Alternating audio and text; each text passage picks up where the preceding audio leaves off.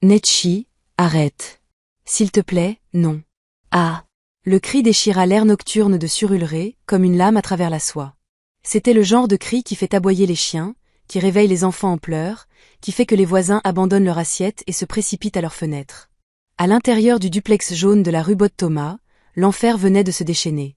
Ankichi Okafor, 32 ans, mère de 2 enfants, épouse depuis 7 ans, recula du réchaud de la cuisine, ses mains volant à son visage tandis que de l'eau bouillante lui ruisselait sur la nuque et les épaules. La bouilloire s'écrasa sur le sol, de la vapeur s'élevant comme des fantômes en colère autour de ses pieds. Son mari, Oena, se tenait figé près de l'embrasure de la porte, sa poitrine se soulevant, ses yeux écarquillés par le choc, et quelque chose d'autre. Quelque chose de plus sombre. Du regret ? Non, pas encore. Ce qui traversait son visage était plus proche de l'incrédulité qu'il avait réellement fait. Tu m'as forcé à faire ça, cria-t-il, sa voix se brisant. Tu n'écoutes jamais. Tu n'es jamais. Mais Ankichi n'écoutait plus. La douleur avait submergé toutes les autres sensations. Sa peau lui semblait toujours en feu, se détachant de ses os. Elle serra son fils de 3 mois, Dubem, qui était attaché à son dos dans un pagne lorsque l'eau l'avait frappé. Les cris du bébé se mêlaient aux siens, créant une symphonie d'agonie qui entrait cette maison pour toujours.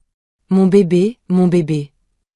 La voix d'Ankichi était rauque, animale. Elle tituba vers la porte d'entrée, sa vision s'estompant. Derrière elle, Oena tendit la main comme pour l'arrêter, puis la retira comme si c'était elle qui le brûlait. Bienvenue sur Stories by Tino, où chaque histoire porte une vérité qui doit être dite. Merci d'être là, de nous accorder votre temps et votre cœur. Avant de continuer, nous voulons vous entendre. D'où regardez-vous ? Laissez votre ville ou votre pays dans les commentaires ci-dessous. Votre soutien signifie tout pour nous et nous rappelle que ces histoires voyagent loin et atteignent les femmes qui ont besoin de les entendre. Maintenant, revenons à l'histoire de Nkechi, car ce qui se passe ensuite va vous ébranler jusqu'au plus profond de votre être. Le portail en métal grinça alors que Nkechi le franchissait, trébuchant dans la rue. Sa voisine, Madame Effion, arrosait ses plantes lorsqu'elle entendit le cri. Maintenant, elle se tenait paralysée, le tuyau toujours en marche, la bouche ouverte d'horreur. Jésus-Christ, que quelqu'un aide. Aidez. La voix de Madame Effion déchira la nuit humide de la gosse. En quelques secondes, les gens émergèrent de leur maison comme des fourmis d'une fourmilière dérangée. Monsieur Théo, le mécanicien 3 maisons plus loin. Sœur Blessing de l'église rédemptrice. Les conducteurs d'Okada, qui se rassemblaient toujours au coin de la rue. La vendeuse de pepper soup qui ne fermait jamais avant minuit. Ils la virent tous. Le visage d'Ankichi était déjà enflé. La peau de sa joue gauche et de son cou virait au rouge furieux et boursouflé. Son pagne s'était défait, exposant les brûlures sur son épaule. Bébé Dubem criait dans ses bras, son petit corps tremblant. « Qui a fait ça ?» demanda Monsieur Théo, sa voix comme le tonnerre. « Qui ?» Mais avant qu'Ankichi ne puisse répondre, Oena apparut dans l'embrasure de la porte, son visage était maintenant un masque de panique, ses mains levées comme en signe de reddition. « C'était un accident !» cria-t-il. « Elle se disputait avec moi et la bouilloire a juste. » Menteur. Le mot s'arracha de la gorge d'Ankichi avec une force qui la surprit elle-même. « Tu me l'as jeté dessus. Tu as dit que tu me donnerais une leçon. Tu es hystérique. Je suis en train de mourir et tu me traites d'hystérique ?» La foule se pressa davantage. Le téléphone de quelqu'un était déjà sorti, enregistrant. La lumière bleue de l'écran se reflétait sur le visage d'Ankichi, ruisselant de larmes, alors qu'elle se tournait vers la caméra. « Regardez-moi, dit-elle, sa voix soudainement stable, froide. Regardez ce qu'il a fait. Que le monde voit. » Madame Effion enroula un tissu autour des épaules d'Ankichi, ses propres mains tremblantes. « Nous appelons la police et une ambulance. Ne vous inquiétez pas, ma sœur. Nous avons tous vu. Nous avons tous entendu. » Oena fit un pas en avant, sa voix tombant à un murmure suppliant. « Nkechi, s'il te plaît, rentrons à l'intérieur pour en parler. Tu m'embarrasses. » « Je t'embarrasse. » Elle rit, un son brisé et amer. « Tu m'as versé de l'eau bouillante dessus, et je t'embarrasse. » L'homme au téléphone, un jeune homme nommé Tolu, qui travaillait dans une agence de presse voisine, s'approcha. « Monsieur, vous devez reculer. La police est en route. C'est ma maison. Ma femme. Votre femme. » Sœur Blessing se fraya un chemin jusqu'à l'avant de la foule, ses yeux flamboyants. « Est-ce ainsi que vous traitez votre femme ? Comme un animal ?» D'autres téléphones sortirent, d'autres enregistrements, l'air nocturne rempli du clic des obturateurs, du murmure de prières chuchotées, de la colère montante d'une communauté qui en avait assez vu. Au moment où la police arriva, 2 officiers dans une voiture de patrouille cabossée, leurs uniformes froissés par une longue nuit de service, l'histoire avait déjà commencé son voyage dans le désert numérique. Tolu avait mis la vidéo en ligne sur Twitter avec une légende simple. Un homme verse de l'eau bouillante sur sa femme à Surulré. Ce n'est pas de l'amour. C'est une tentative de meurtre. Justice pour Nkechi. En 15 minutes, elle avait 1000 retweets. En 30 minutes, 5000. Au moment où Nkechi fut chargé dans l'ambulance, ses brûlures enveloppées d'un linge propre, son bébé pleurant dans les bras de Madame Effion, sa fille de 5 ans, Oluchi, debout sur le porche en chemise de nuit, demandant « Maman, pourquoi pars-tu » À ce moment-là, la vidéo était devenue virale, et Oena Okafor, menotté dans sa propre cour, ne comprenait toujours pas ce qui l'avait déclenché. « C'est une affaire de famille », dit-il aux officiers. « Nous pouvons la régler en privé. » La plus jeune officière, une femme nommée inspecteur Eniola Emeka, le regarda avec quelque chose qui s'apparentait à du dégoût. « Une affaire de famille ? Votre femme pourrait perdre son œil. La moitié de son visage est brûlée. Vous appelez ça une affaire de famille ? Elle m'a provoqué. La provocation n'est pas une défense pour tentative de meurtre, monsieur. La voix de l'inspecteur Emeka était glaciale. Vous venez avec nous. Alors que la voiture de patrouille s'éloignait, Oena regarda sa maison. La foule était toujours là, regardant, enregistrant, jugeant. Il ne le savait pas encore, mais sa vie telle qu'il la connaissait était terminée. À l'hôpital universitaire de Lagos, lutte, Nkechi gisait sur un brancard dans la salle d'urgence, son visage couvert de bandages humides, un goutte à goutte intraveineux dans le bras. La douleur était partout et nulle part, un rugissement constant qui menaçait de la noyer. Mais à travers tout cela, une pensée ne cessait de tourner dans son esprit comme un vautour. Il m'a fait ça. Il m'a fait ça, et il m'a blâmé. Il m'a fait ça, et il allait s'en tirer. Plus maintenant. L'infirmière penchée sur elle avait des yeux gentils. Le médecin arrive bientôt, madame. Tenez bon. La main brûlée d'Nkechi se tendit et serra le poignet de l'infirmière. Sa voix était un râle, à peine humaine. Mon téléphone. J'ai besoin de mon téléphone. Madame, vous devez vous reposer. Mon téléphone. L'infirmière hésita, puis le récupéra dans le sac d'Nkechi. Les doigts d'Nkechi tremblèrent alors qu'elle déverrouillait l'écran. À travers son œil valide, elle le vit. La vidéo. Son propre visage tordu d'agonie, capturé pour que le monde entier le voie. En dessous, les commentaires affluaient. Cet homme est un monstre. Pourquoi les femmes restent-elles avec des hommes comme ça? J'ai vécu cela. Je connais cette douleur. Justice pour Nkechi. Elle doit porter plainte. Elle doit le détruire. Le pouce d'Nkechi plana au-dessus de l'écran. Puis elle tapa lentement, douloureusement. Je m'appelle Nkechi Okafor. Voici ce que mon mari m'a fait ce soir. Je ne me tairai pas. Je ne me cacherai pas. Et je m'assurerai que le monde sache ce qui se passe lorsqu'un homme pense que sa femme et sa propriété a brûlé. Elle appuya sur envoyer.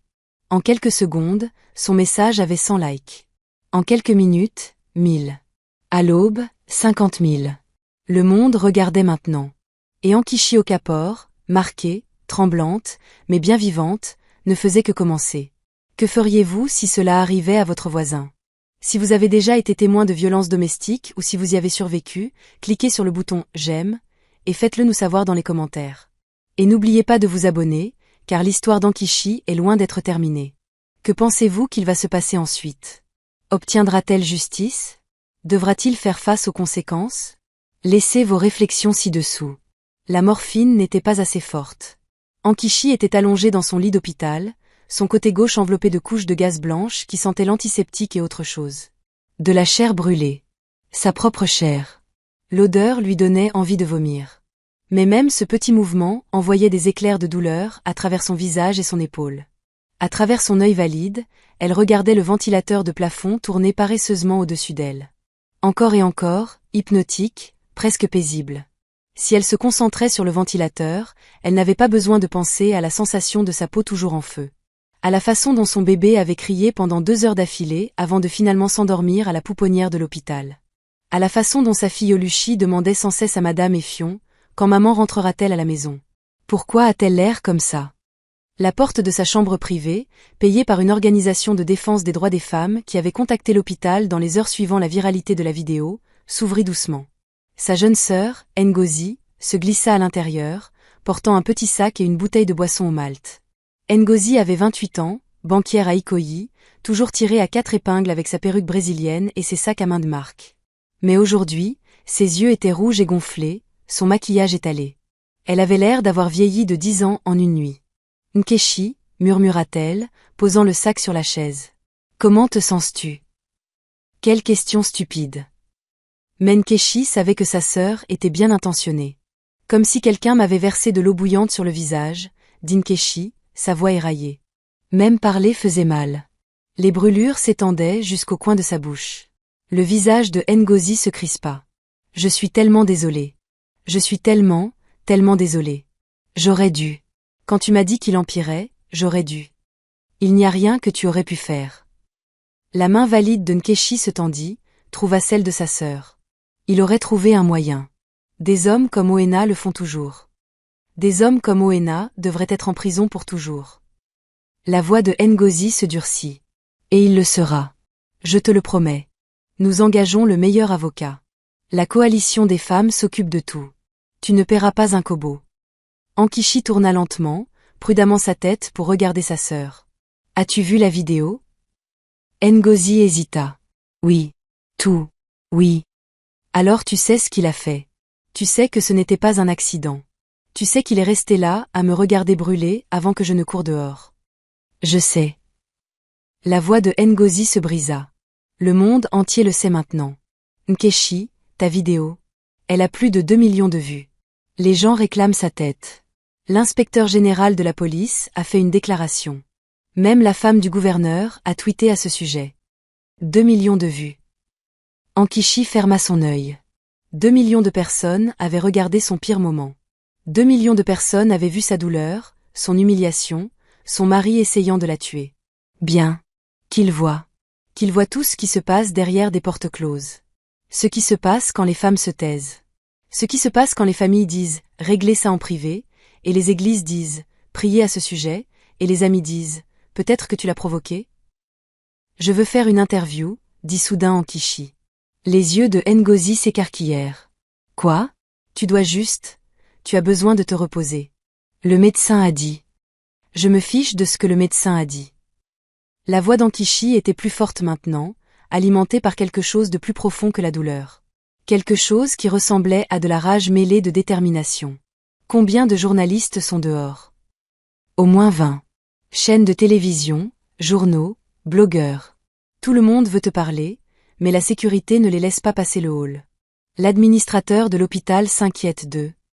Dis-leur que je ferai une interview, juste une aujourd'hui, depuis ce lit.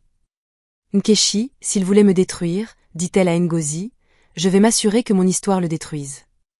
L'œil visible d'Nkechi brillait d'intensité. Chaque femme au Nigeria qui est battue, qui est brûlée, qui est tuée par des hommes qui prétendent les aimer, elles ont besoin de voir qu'il est possible de parler. Que le silence protège l'agresseur, pas la victime.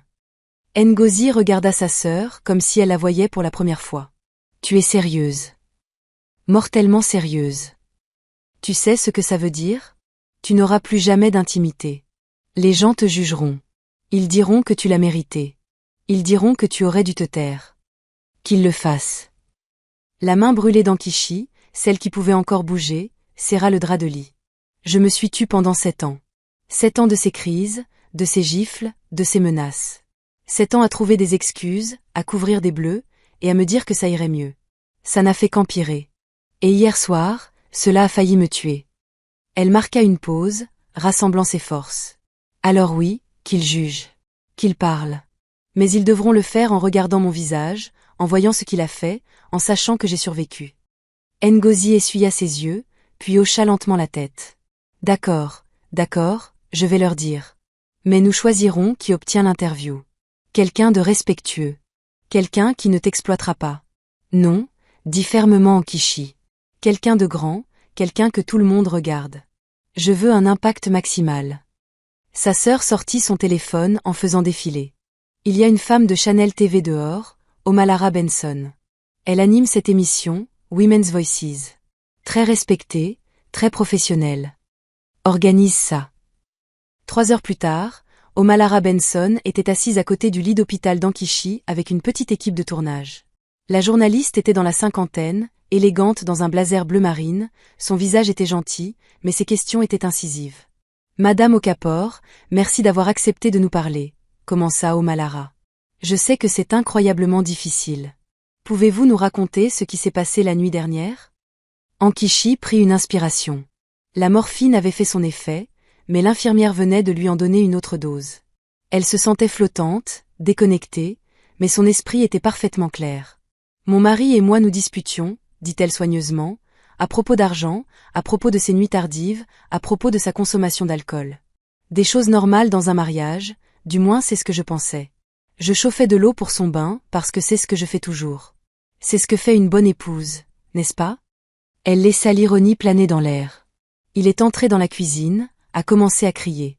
J'ai crié en retour. Pour une fois, je ne me suis pas contentée de rester là à subir. Et cela, sa voix se brisa, cela l'a mis plus en colère que je ne l'avais jamais vu. Il a attrapé la bouilloire sur le réchaud. J'ai pensé qu'il allait la jeter contre le mur. Au lieu de cela, il me l'a jetée dessus. Omalara se pencha en avant. L'eau était bouillante. Oui. Et votre bébé était avec vous. Attaché à mon dos. 3 mois. Il va bien, Dieu merci. Le pagne l'a protégé. Mais moi... Ankichi fit un geste vers son visage bandé. Je n'ai pas eu cette chance. Qu'a fait votre mari après? C'était la partie qui faisait plus mal que les brûlures, plus que les greffes de peau dont les médecins disaient qu'elle aurait besoin, plus que les cicatrices qu'elle porterait pour toujours. Il est resté là, dit Nkechi doucement. Il est resté là à me regarder crier. Et puis, quand j'ai couru dehors, il m'a suivi et a dit aux voisins que c'était un accident, que j'étais hystérique, que j'exagérais. Mais la vidéo montre le contraire. La vidéo montre la vérité, dit Ankichi en regardant directement la caméra. Et c'est pourquoi je parle maintenant. Parce que trop de femmes meurent en silence. On dit à trop de femmes de protéger la réputation de leur mari, pendant que leur propre corps est détruit. Je refuse d'être une autre statistique. Les yeux d'Omalara brillèrent. Que voulez-vous qu'il se passe maintenant? Je veux la justice.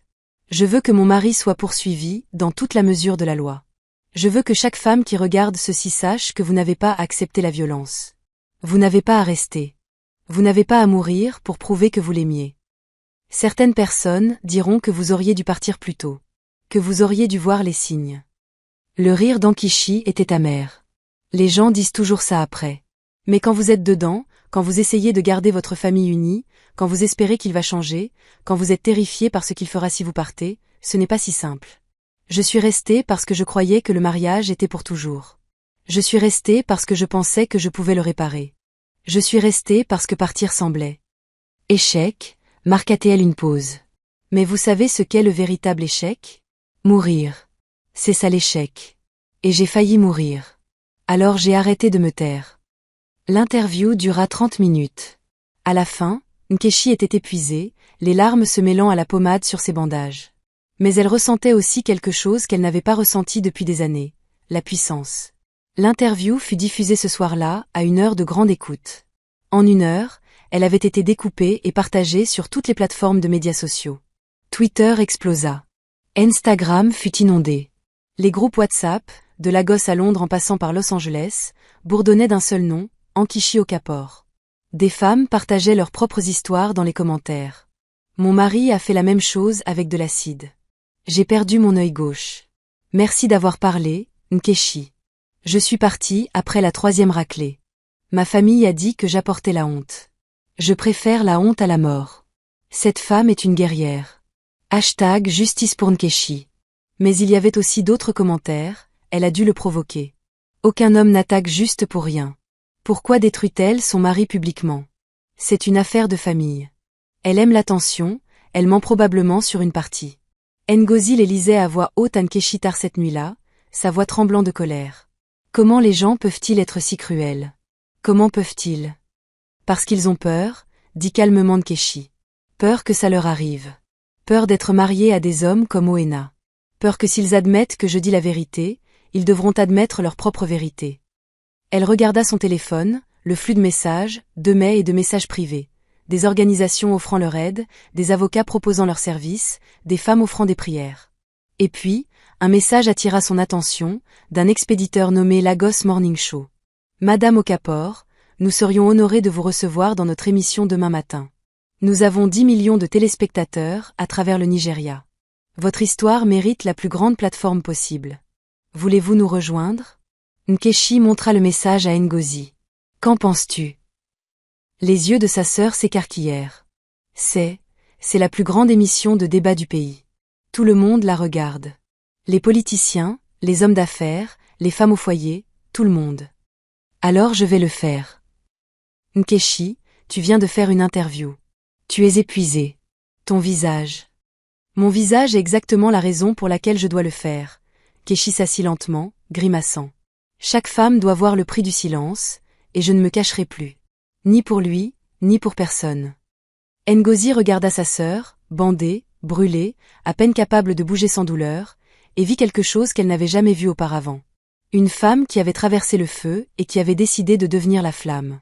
D'accord, murmura Ngozi. D'accord, je vais leur dire. Cette nuit-là, pendant qu'Nkechi dormait par intermittence dans son lit d'hôpital, la vidéo de son interview atteignit 5 millions de vues.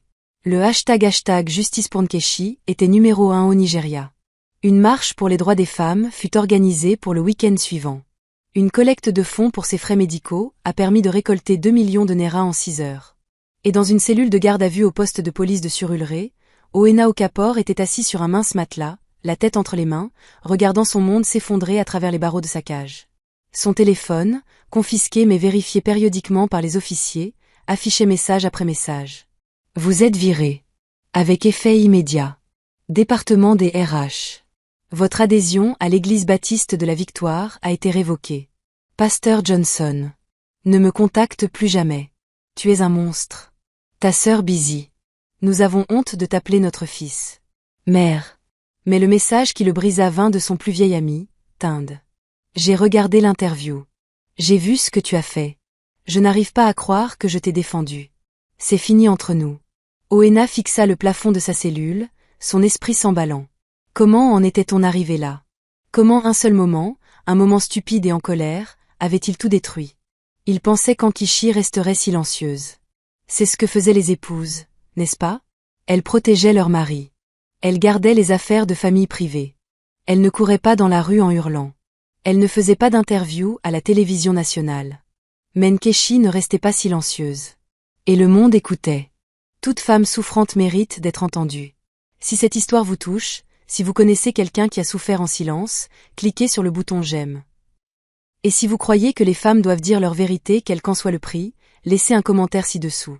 Abonnez-vous et activez les notifications car le combat d'Nkechi ne fait que commencer et vous ne voudrez pas manquer ce qui se passe ensuite. Que pensez-vous que l'interview du Lagos Morning Show révélera? Commentez ci-dessous. Le studio du Lagos Morning Show était plein à craquer. Chaque siège du public était occupé par des femmes, jeunes et vieilles, riches et pauvres, de tous les coins de Lagos. Elles portaient des t-shirts imprimés avec hashtag Justice pour Nkechi. Elles tenaient des pancartes sur lesquelles on pouvait lire « Le silence tue » et « Croyez les femmes » et « Plus d'excuses ». Lorsqu'Nkechi fut conduite sur scène dans un fauteuil roulant, son côté gauche toujours lourdement bandé, sa blouse d'hôpital remplacée par un pagne bleu simple mais digne et un chemisier blanc, tout le studio se leva. Les applaudissements étaient assourdissants. Certaines femmes pleuraient, d'autres ululaient à la manière traditionnelle, leur voix portant le poids de générations de douleurs.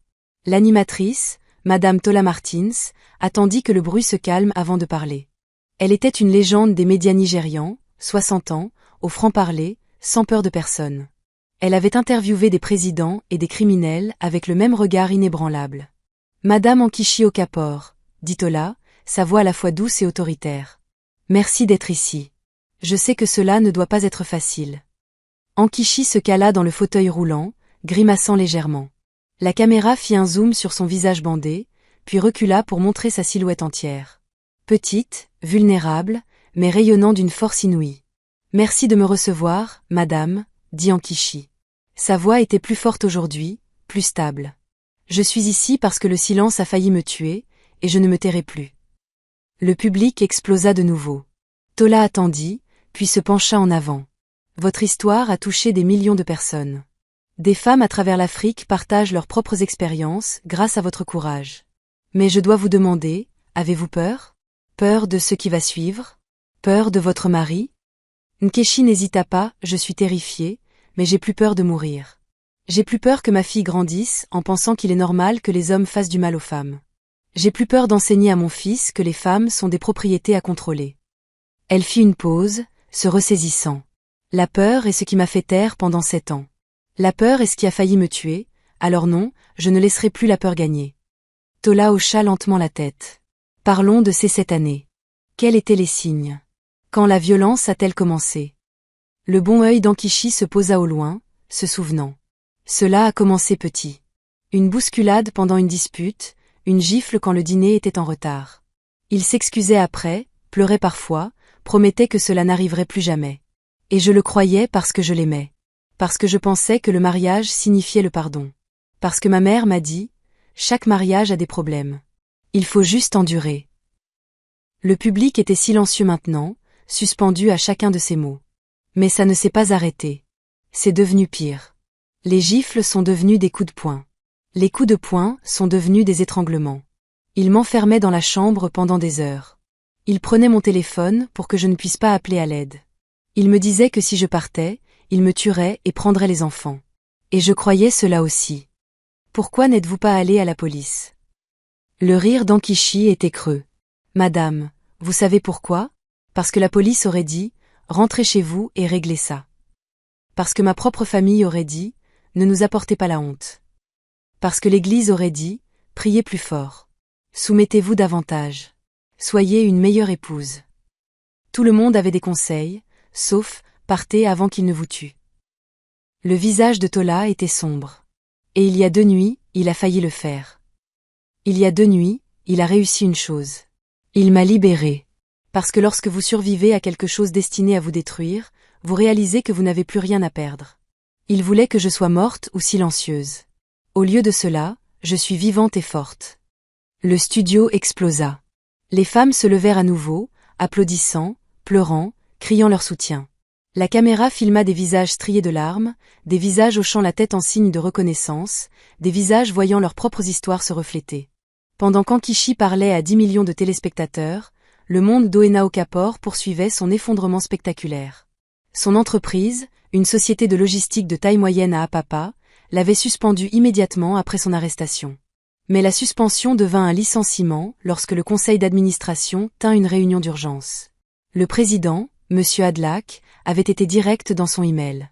Nous ne pouvons pas nous associer à quelqu'un accusé de tentative de meurtre. Vos actions ont un impact sur notre marque. Votre emploi est résilié avec effet immédiat. Vos avantages sociaux sont annulés. Ne contactez plus ce bureau. Son église fut la suivante.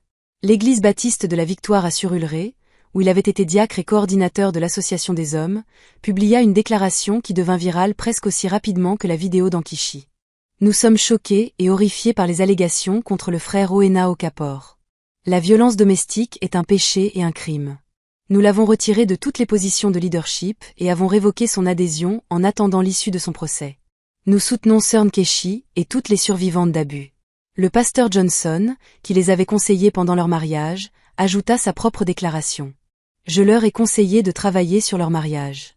Je n'aurais jamais imaginé qu'il était capable de ce niveau de violence. J'ai manqué à Sir Nkechi et pour cela, je suis profondément désolé. Les amis d'Oena l'abandonnèrent un par un. Le groupe de discussion WhatsApp, les garçons, où ils partageaient des blagues, des scores de football et se plaignaient de leurs femmes, devint silencieux lorsqu'il fut rajouté après que son téléphone lui fut brièvement rendu. Puis quelqu'un posta le lien vers l'interview d'Ankichi au Lagos Morning Show. Tinde, mec, j'ai tout regardé. Je ne peux plus te défendre. Seguin, ma femme a dit que si je restais amie avec toi, elle me quittait. Honnêtement, je ne la blâme pas. Feyi, ce que tu as fait était mal, mec. Purement mal. Ne me contacte plus. Un par un, ils quittèrent le groupe jusqu'à ce qu'il ne reste qu'Oena et le silence. Sa mère appela. Finalement. Oena avait été transféré de la cellule de garde à vue à une véritable prison préventive, en attendant son procès. L'appel était surveillé, limité à 5 minutes, grésillant à cause de la mauvaise réception. Oena. La voix de sa mère était froide. Pas la chaleur qu'il avait connue toute sa vie.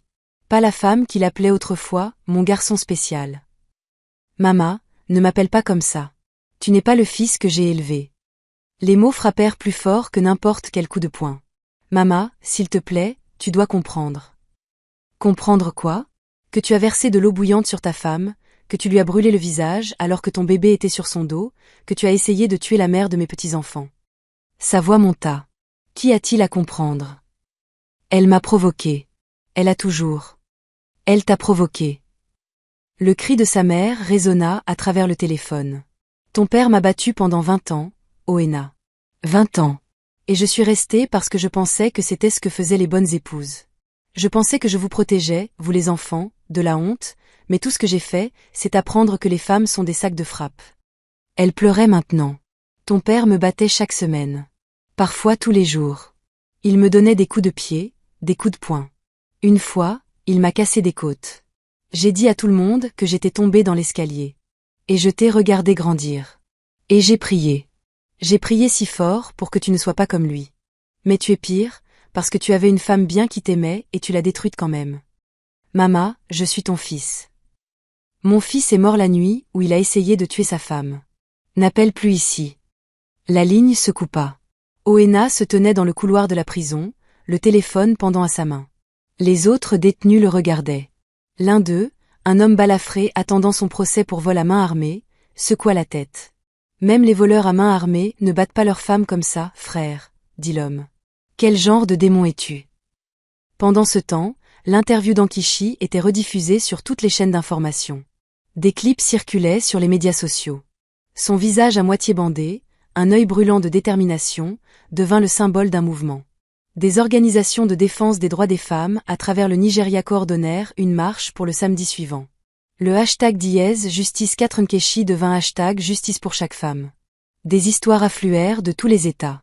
Mon mari m'a battue avec une ceinture. Je suis partie sans rien sauf mes enfants. Hashtag Justice pour chaque femme. Mon père a brûlé ma mère avec un fer à repasser. Elle est morte quand j'avais 10 ans. Hashtag Justice pour chaque femme. J'ai survécu à l'acide. J'ai survécu à l'étranglement. J'ai survécu au viol dans mon propre mariage et maintenant je suis libre. Hashtag Justice pour chaque femme. Le mouvement grandit au-delà du contrôle de quiconque. Les stations de radio consacrèrent des émissions entières à la discussion de la violence domestique. Les universités organisèrent des panels. Les églises qui prêchaient auparavant la soumission et l'endurance furent forcées d'aborder la vérité dérangeante. Elles avaient permis l'abus.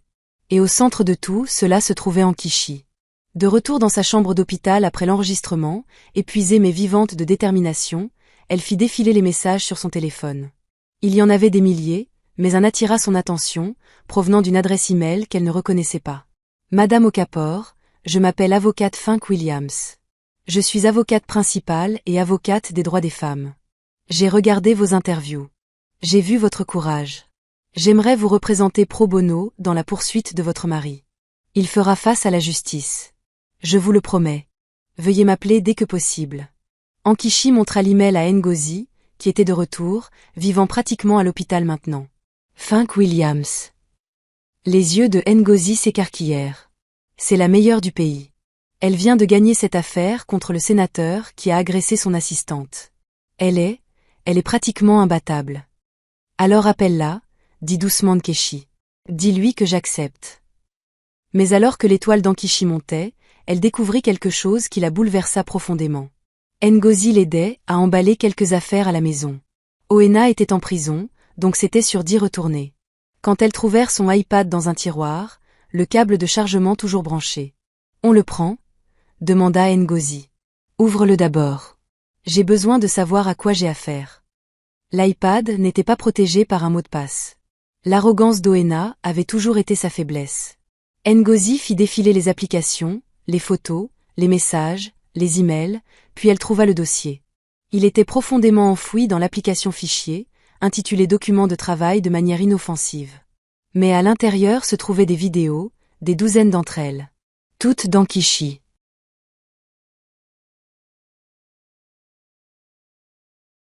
La main de Ngozi trembla alors qu'elle cliquait sur la première. Elle montrait Ankichi dans leur chambre il y a 3 ans, recroquevillée dans un coin pendant qu'Oena se tenait au-dessus d'elle, criant. L'angle de la caméra suggérait qu'il avait délibérément installé son téléphone. Tu penses pouvoir me manquer de respect? Sa voix rugit dans les haut-parleurs. Tu penses pouvoir me répondre? La gifle était audible. Et le cri d'Ankichi était pire. Le visage de Ngozi devint blanc.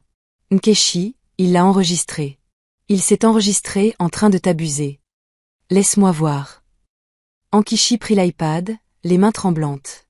Vidéo après vidéo, différentes dates, différentes pièces, différentes agressions. Certaines le montraient en train de la frapper. D'autres le montraient en train de l'étrangler. Une vidéo particulièrement horrible le montrait en train de lui maintenir la tête sous l'eau dans la baignoire pendant qu'elle se débattait.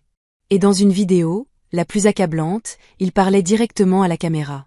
Voilà ce qui arrive quand on épouse une femme têtue, dit-il. La caméra se concentra sur le visage contusionné d'Nkechi, alors qu'elle gisait en pleurs sur le sol. Il faut les briser. Il faut leur montrer qui est le chef. Mon père m'a appris ça. Les femmes ont besoin de discipline. Et si celle-ci n'apprend pas, il y en a beaucoup d'autres d'où elle vient. Il rit. Elle rit vraiment. Nkechi regarda tout, son visage sans expression. Puis elle posa soigneusement l'iPad. Copie tout, dit-elle, sa voix étrangement calme. Chaque vidéo, envoie-les à Avocat Fink. Envoie-les à l'Organisation des droits des femmes. Envoie-les à toutes les chaînes d'information du Nigeria. Nkechi, il a enregistré ses propres crimes. Ngozi, il était si fier de me détruire qu'il a documenté. Alors maintenant, le monde entier va voir exactement qui est vraiment Owena. Les mains de Ngozi volèrent sur l'écran, téléchargeant, copiant, envoyant.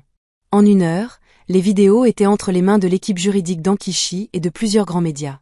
En soirée, les premiers clips avaient fuité en ligne. La nuit tombée, le Nigeria était en feu. La réaction fut immédiate et explosive. Les hommes qui avaient défendu Owena, disant « Nous ne connaissons pas toute l'histoire » ou « Peut-être qu'elle a poussé trop loin », se turent. Les vidéos étaient indéniables. Elles montraient la préméditation. Elles montraient la cruauté. Elles montraient un homme qui prenait plaisir à infliger de la douleur. La police aggrava ses charges, passant d'agression à tentative de meurtre, aggravée par la preuve de violence domestique soutenue. L'accusation annonça qu'elle demanderait la peine maximale, la réclusion à perpétuité. L'avocat d'Owena, un défenseur public qui avait pris l'affaire à contre-cœur, regarda les vidéos et se retira immédiatement. « Je ne peux pas défendre ça », dit l'avocat au directeur de la prison. « J'ai une fille. Je ne peux pas me tenir au tribunal et trouver des excuses pour un homme qui a fait ça. » Dans sa cellule, Owena comprit enfin que cela n'allait pas disparaître. Ce n'était pas quelque chose qu'il pouvait régler par la parole, ni blâmer sur le drame d'Nkechi, ni attendre que les gens oublient. Il avait enregistré sa propre destruction. Et maintenant, le monde entier le regardait brûler. Si vous pensez que chaque femme mérite une voix, cliquez sur « J'aime » et abonnez-vous. Le combat de Nkechi est loin d'être terminé, et le nôtre non plus. Partagez cette histoire avec quelqu'un qui a besoin de l'entendre. Laissez un commentaire. Êtes-vous surpris qu'il ait enregistré ses propres crimes? Que feriez-vous de cette preuve? 3 jours après la fuite des vidéos de l'iPad, le Nigeria était un pays différent. Du moins, c'est ce que ressentaient les femmes qui avaient vécu en silence pendant si longtemps. Soudain, la violence domestique n'était plus une affaire de famille privée. Elle faisait la une des journaux. C'était le sujet des sermons du dimanche. C'était débattu au Parlement. Le président lui-même avait publié une déclaration condamnant la violence contre les femmes et promettant une application plus stricte des lois existantes. Mais pour Nkechi, se remettant dans sa chambre d'hôpital tandis que le monde s'agitait à l'extérieur, la véritable bataille ne faisait que commencer. Avocat Fink Williams arriva un mardi matin, tranchante comme une lame dans un tailleur pantalon couleur vin, sa mallette en cuir coûteuse. Elle était tout ce que les rumeurs promettaient, confiante, brillante, intransigeante. Le genre d'avocate qui rendait les juges nerveux et les avocats adverses en sueur. « Madame Okafor », dit Fink, tendant la main, sa poignée était ferme, ses ongles parfaitement manucurés. « J'ai vu ce qu'il vous a fait. J'ai regardé chaque vidéo et je vous promets ceci, il paiera pour chaque instant de douleur qu'il a infligé. » Nkechi, assise dans son lit maintenant avec moins de bandages, le médecin avait dit qu'elle guérissait plus vite que prévu, même si les cicatrices seraient permanentes, prit la main de l'avocate. « Quelles sont mes chances, réalistement ?» Fink sourit, mais ce n'était pas un sourire chaleureux. C'était le sourire d'un prédateur qui vient de repérer une proie blessée. Avec les preuves que nous avons, les vidéos qu'il a enregistrées lui-même, les rapports médicaux, le témoignage des voisins, Madame Okafor, ce n'est pas un procès. C'est une exécution publique, légalement parlant, bien sûr. Elle ouvrit sa mallette et en sortit un épais dossier. L'accusation le poursuit pour tentative de meurtre, lésions corporelles graves, agressions causant des lésions corporelles réelles, et, grâce à ces vidéos, un schéma de violence domestique soutenu. Nous visons un minimum de 25 ans, maximum la réclusion à perpétuité. Ngozi, qui était présente comme toujours, halta. Perpétuité? Perpétuité, confirma Fink. Les vidéos montrent la préméditation. Elles montrent un homme qui prenait plaisir à infliger de la douleur, qu'il a documenté comme des trophées. Le juge lui jettera toutes les lois au visage. Elle se tourna vers Nkechi. Mais j'ai besoin que vous soyez forte. La défense tentera de vous détruire à la barre. Ils diront que vous l'avez provoqué, que vous étiez une épouse difficile, que vous exagérez pour attirer l'attention et l'argent. Qu'ils essaient, dit doucement Nkechi. Sa voix avait changé au cours de la semaine. Elle était plus dure maintenant, trempée par le feu. Littéralement. J'ai survécu à pire que les questions d'un avocat. Le sourire de Fink s'élargit. Bien, car nous allons écrire l'histoire avec cette affaire. Chaque femme au Nigeria qui souffre regardera, et elle verra que la justice est possible. Mais pendant que Nkechi se préparait pour la bataille juridique, Ngozi découvrait quelque chose qui rendrait l'affaire encore plus explosive. Elle avait examiné le reste de l'iPad d'Oena, emails, messages, photos, cherchant tout ce qui pourrait être utile. L'équipe juridique lui avait conseillé d'être minutieuse. Parfois, les pires crimes se cachent à la vue de tous, avait dit Fink. Ngozi le trouva dans ses brouillons de mai. Un message non daté 2 mois avant l'agression. Le champ destinataire indiquait le nom d'une femme, Yetinde Bakar. L'objet disait « Notre plan, bébé. Je sais que nous en avons parlé. J'en ai marre d'elle. Marre des jérémiades, des pleurs, de la façon dont elle me regarde comme si j'étais un monstre. Tu as raison. Nous devrions juste partir. Prendre l'argent et recommencer à zéro au Ghana.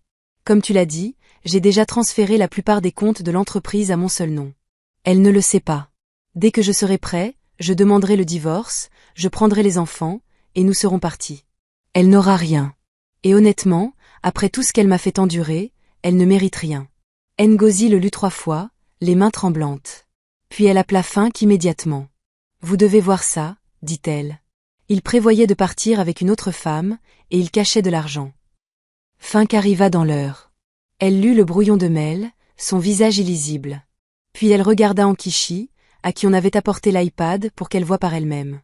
Il prévoyait de vous détruire financièrement avant d'essayer de vous tuer physiquement, dit Fink lentement. Cela montre un mobile. Cela montre de la préméditation. Madame Okafor, il n'a pas craqué dans un moment de rage.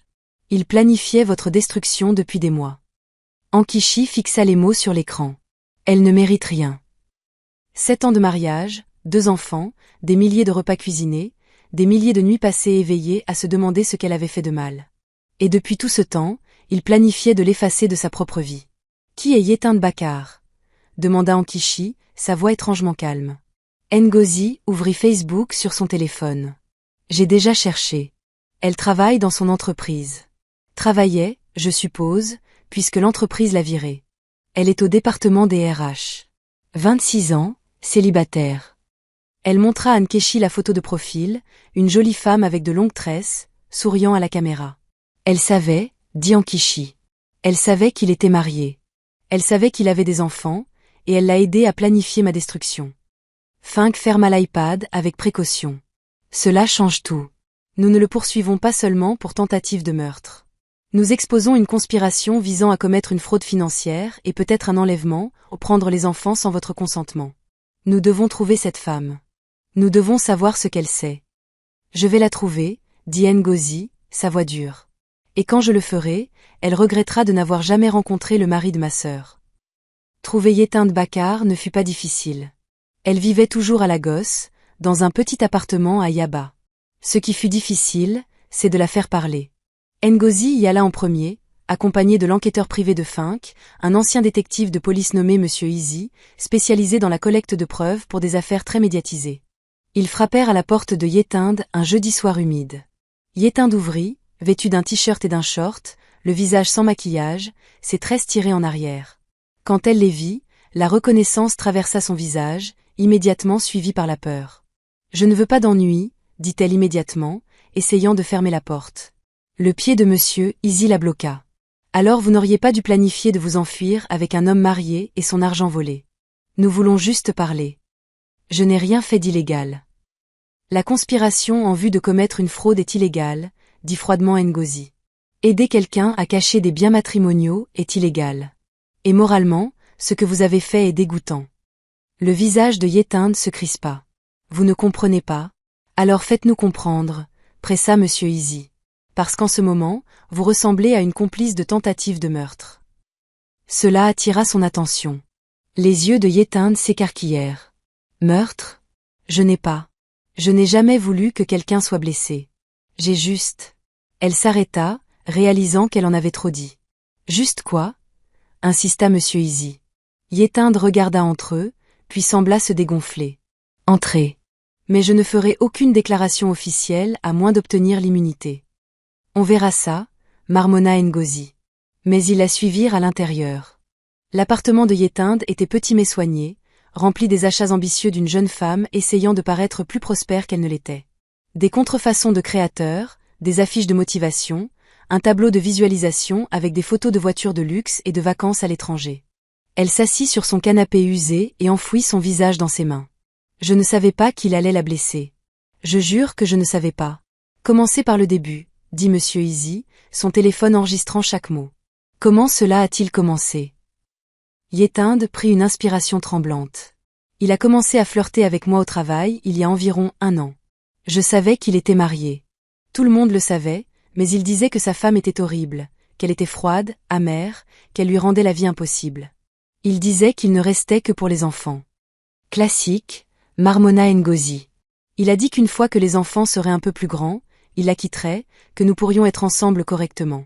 Je l'ai cru. La voix de Yetinde se brisa. Je sais que j'ai été stupide. Je sais que j'ai eu tort, mais je l'aimais. Ou du moins, je le croyais. Quand le plan de départ a-t-il commencé? Demanda Monsieur Easy. Il y a 3 mois. Il a dit qu'il avait transféré de l'argent sur des comptes qu'elle ignorait. Il a dit qu'il avait presque 3 millions de nairas économisés. Il voulait que nous déménagions au Ghana, que nous y ouvrions une entreprise, peut-être nous marier un jour. 3 millions de nairas. L'argent d'Ankichi aussi, gagné grâce au petit service de traiteur qu'elle dirigeait depuis chez elle, de l'argent qu'elle avait économisé pour l'éducation des enfants. Oena avait tout volé. Que s'est-il passé la nuit de l'agression? Monsieur Easy se pencha en avant. Le visage de Yetinde devint pâle. Il m'a appelé cet après-midi-là. Il était en colère. Il a dit qu'elle avait trouvé des relevés bancaires, qu'elle posait des questions sur l'argent manquant. Il a dit. Elle s'étouffa avec les mots. Il a dit qu'il allait s'en occuper. S'en occuper comment?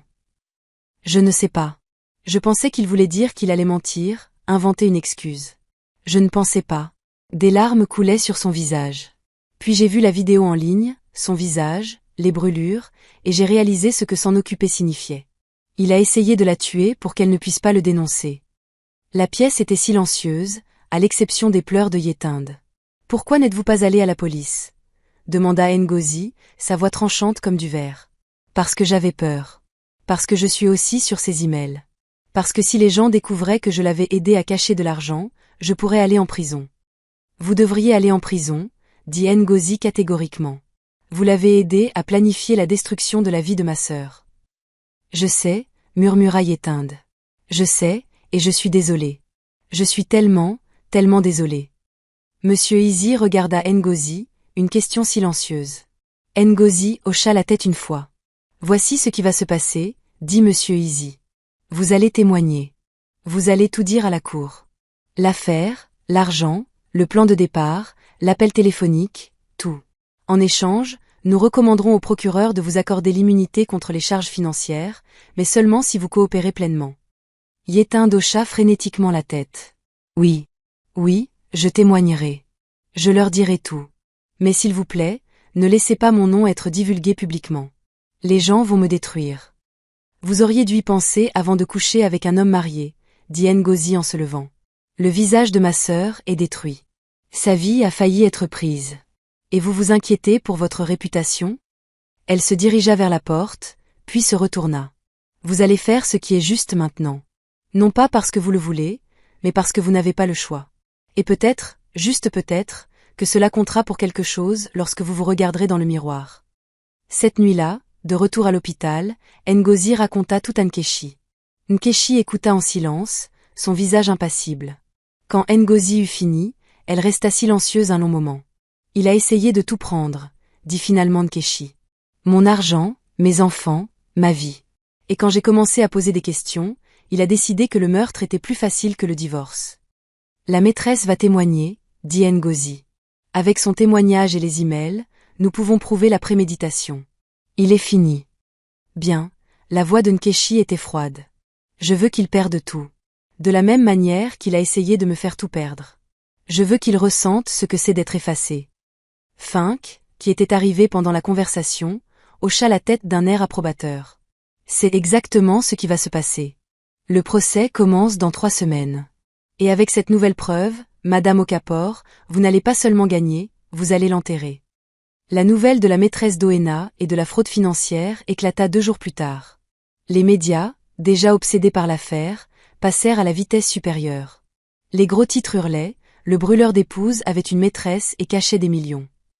L'agresseur domestique prévoyait de fuir le pays avec de l'argent volé. La maîtresse d'un homme de Lagos témoigne dans une affaire de tentative de meurtre. Le récit changea à nouveau. Il ne s'agissait plus seulement de violence domestique. Il s'agissait de trahison, de vol, de conspiration, de cruauté calculée. Oena n'était pas un homme qui avait perdu son sang-froid. C'était un prédateur qui avait planifié chacun de ses gestes. L'opinion publique, déjà fermement contre lui, se transforma en quelque chose proche de la fureur populaire. Les gens réclamaient la peine maximale. Certains réclamaient pire. Et dans sa cellule de prison, Oena comprit enfin toute l'ampleur de sa destruction. Son avocat, le deuxième après la démission du premier, lui rendit visite avec de mauvaises nouvelles. Ils ont tout, dit l'avocat sans détour. Les vidéos, les emails, le témoignage de la maîtresse, les dossiers financiers montrant que vous cachiez des biens matrimoniaux. Monsieur Okafor, je vais être honnête avec vous. Vous n'avez aucune défense. Il doit y avoir quelque chose. Il n'y a rien. Le mieux que je puisse faire est de plaider la clémence, peut-être d'argumenter la capacité diminuée, une perturbation émotionnelle extrême, mais honnêtement, le juge me rira au nez. Vous vous êtes enregistré en train de commettre des crimes. Vous avez documenté votre propre cruauté, et maintenant nous savons que vous planifiez de détruire financièrement votre femme avant de l'attaquer physiquement. Les mains d'Oena tremblaient. Quelles sont mes chances? L'avocat le regarda avec quelque chose qui s'apparentait à de la pitié. D'acquittement, 0. De peine réduite, peut-être 5%. De passer le reste de votre vie en prison, environ 95%. Il ferma sa mallette. Mon conseil, préparez-vous, car dans 3 semaines, votre vie telle que vous la connaissiez prend fin pour toujours. Pendant qu'Oena faisait face à son jugement, Nkechi recevait une nouvelle inattendue. Un grand service de streaming, l'un des services internationaux, l'avait contacté par l'intermédiaire de Fink. Ils voulaient faire un documentaire sur son histoire. Ils offraient de l'argent, mais surtout, ils offraient une plateforme mondiale. Votre histoire pourrait atteindre des millions de personnes dans le monde entier, expliqua Fink. Des femmes en Amérique, en Europe, en Asie, partout, des femmes sont confrontées à la violence. Vous pourriez être plus qu'une victime. Vous pourriez être une voix pour le changement. Nkechi regarda son reflet dans le miroir de l'hôpital. Les bandages étaient en grande partie retirés maintenant. Les cicatrices subsistaient, des lignes rouges et en colère sur sa joue gauche, son cou, son épaule. Le médecin avait dit qu'elle s'estomperait avec le temps, mais qu'elle ne disparaîtrait jamais complètement. Elle les avait détestés au début. Détestait la façon dont elle la marquait comme une victime, comme endommagée, comme brisée. Mais maintenant, en les regardant, elle voyait quelque chose de différent. Une preuve, un témoignage qui ne s'effacerait jamais. Je vais le faire, dit-elle. Mais à une condition. Je veux que les histoires d'autres femmes soient incluses aussi. Je ne suis pas la seule. Je ne serai pas la dernière. Si nous faisons cela, nous le faisons correctement. Fink sourit. Je m'en assurerai. Nkechi se détourna du miroir, son visage cicatrisé empreint de détermination. Le procès arrivait. Le monde regardait, et elle était prête. Si vous pensez que justice doit être rendue, cliquez sur j'aime. Partagez cette histoire avec quelqu'un qui a besoin de voir que prendre la parole est important. Laissez un commentaire. Avez-vous été choqué par la maîtresse et l'argent caché? Que feriez-vous? N'oubliez pas de vous abonner et d'activer les notifications pour le prochain épisode, car le centre émotionnel de cette histoire va vous briser le cœur et le reconstruire à nouveau. Les jours précédant le procès s'écoulaient comme du miel, lent, épais, suffocant. Ankichi fut finalement libéré de l'hôpital après 2 semaines de convalescence. Les médecins avaient fait ce qu'ils pouvaient. Les brûlures guérissaient, mais les cicatrices seraient permanentes. Une carte routière de douleur sculptée dans sa peau. Le côté gauche de son visage portait le pire. Un tissu rouge et en colère qui se tirait lorsqu'elle souriait, ce qu'elle faisait rarement désormais. Son cou montrait des motifs en forme de coulée là où l'eau avait dévalé. Son épaule ressemblait à de la cire fondue qui avait durci en forme tordue. Elle était vivante, mais elle n'aurait plus jamais la même apparence. Ngozi lui avait loué un petit appartement à Yaba, loin de Surulere, loin des souvenirs, loin des voisins qui voulaient bien faire mais qui la regardaient trop longtemps. C'était un nouveau départ dans un appartement de 2 chambres au 3e étage d'un immeuble modeste. Les enfants étaient là, Oluchi et bébé Dubem, amenés par Madame Effion, qui s'était occupée d'eux. Quand Oluchi vit le visage de sa mère pour la première fois depuis l'agression, elle s'arrêta dans l'embrasure de la porte. Ses yeux de 5 ans s'écarquillèrent, sa petite bouche formant un os de choc. « Maman !» Sa voix était minuscule, incertaine. Ankichi s'agenouilla lentement, le mouvement encore douloureux. « Oui, bébé. C'est maman. Ton visage. Il a l'air différent. Je sais. » Ankichi toucha doucement la joue de sa fille. « Quelque chose de mal est arrivé à maman. Mais je vais bien maintenant. Je suis là et je ne te quitterai plus jamais. » Oluchi tendit la main timidement et toucha la peau cicatrisée. « Ça fait mal. »« Plus maintenant. Pas quand tu es là. » La petite fille jeta ses bras autour du cou de sa mère et sanglota. Ankichi la serra, des larmes coulant sur son propre visage, à la fois du côté cicatrisé et du côté intact, et réalisa que c'était cela, la survie. Non seulement vivre, mais être présente pour les gens qui avaient besoin de vous. Bébé Dubem, âgé de seulement 3 mois et trop jeune pour comprendre, tendit simplement la main vers sa mère et sourit. Il ne voyait pas de cicatrice. Il voyait juste la maison. 3 jours avant le procès, Ankichi reçut une visite inattendue. Elle était en train de donner à manger. Ankichi était en train de donner le biberon à Dubem, lorsqu'Ngozi ouvrit la porte et revint l'air troublé. « Ankichi, il y a quelqu'un qui veut te voir. Tu n'as pas à lui parler si tu ne le souhaites pas. » « Qui est-ce » Sa mère. Les mots restèrent suspendus dans l'air comme une malédiction. La main d'Ankichi se figea, la bouteille à mi-chemin de la bouche de Dubem. La mère d'Oena, la femme qui l'avait appelée au téléphone et l'avait reniée. La femme qui était restée silencieuse pendant 7 ans d'abus. Que veut-elle ? Elle ne veut pas le dire. Elle a juste demandé à te parler. Elle pleure. Ankichi tendit le bébé à Ngozi. Laisse-la entrer. La femme qui entra n'était rien de ce dont Ankichi se souvenait. Madame Okafor avait toujours été fière, le dos droit, la tête haute, vêtue d'un ankura coûteux et de bijoux en or. Elle avait regardé Ankichi de haut dès le début, lui faisant comprendre que son fils avait épousé une personne inférieure à sa condition. Mais la femme qui entra péniblement dans le salon était brisée. Elle portait une simple robe noire sans bijoux. Son visage était émacié, vieilli de 10 ans en 2 semaines.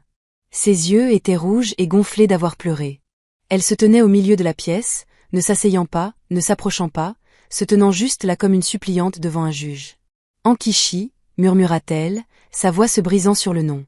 Madame Okafor, la voix d'Ankichi était neutre, ne laissant rien transparaître. « Je suis venue vous supplier. » La voix de la vieille femme se brisa complètement. « Je suis venue vous supplier de faire preuve de miséricorde envers mon fils. » Le silence emplit la pièce. Ngozi se tenait dans l'embrasure de la porte, prête à jeter la femme dehors si nécessaire. Mais Ankichi leva la main. « Attendez. »« Miséricorde » répéta lentement Ankichi. « Votre fils m'a versé de l'eau bouillante sur le visage. Il a tenté de me tuer alors que je tenais votre petit-fils. Il a volé mon argent. Il a planifié de prendre mes enfants et de quitter le pays avec sa maîtresse. Et vous voulez me parler de miséricorde ?» Les genoux de Madame Okafor cédèrent. Elle s'effondra au sol, non pas gracieusement, mais avec tout le poids d'une femme dont le monde s'était effondré. Elle s'agenouilla sur le sol loué d'Ankichi et pleura. « Je sais » sanglota-t-elle. « Je sais ce qu'il a fait. Je sais que c'est impardonnable, mais il est toujours mon fils. Il est toujours mon enfant. S'il vous plaît, ne le détruisez pas complètement. » Il s'est détruit lui-même, la voix d'Ankichi était de glace. « Je ne lui ai pas fait ça. Il s'est fait ça à lui-même lorsqu'il a décidé que ma vie valait moins que sa colère. » Je sais, mais... Madame Okafor leva les yeux, son visage ruisselant de larmes et de morve. Toute dignité disparut.